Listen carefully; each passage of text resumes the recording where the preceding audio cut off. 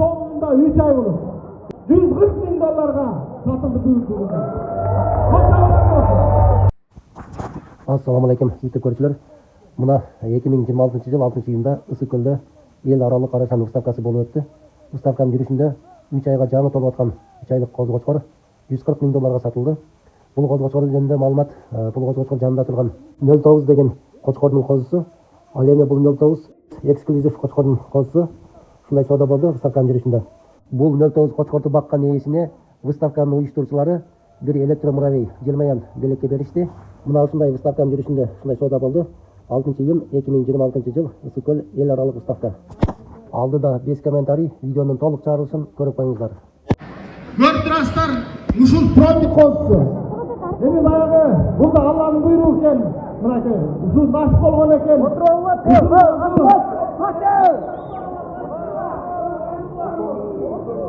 Ушул козу мына соңунда 3 ай болуп. Эми мына Кудайдын каалоосу менен эки клиенттин сооданын сүннөт жолунда өзүнүн соодасында $140.000 сатылды бүгүнкү күндө.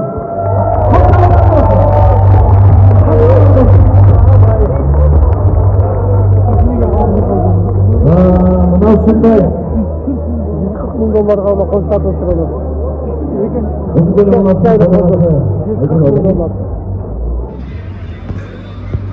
Агымбек көп убакыт талап кылат бул селекциясы. Селекциянын негизи түбү жок. Ошон үчүн ушул кочкорго атайын койду кошуп, ошончо убакыт күтүп, ана бүгүнкү күндө мына ушундай 4 айга чейин багып, буга соодасы бышкан экен. Бул дагы эң жакшы жетишкендик. Кочкорду баккан инсанга, кочкорду баккан чарбага биздин Ысыккөл жамаатынан bir желмаян байге.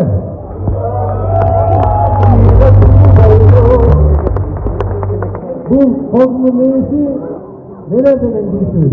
Каракол жамаатына bir желмаян.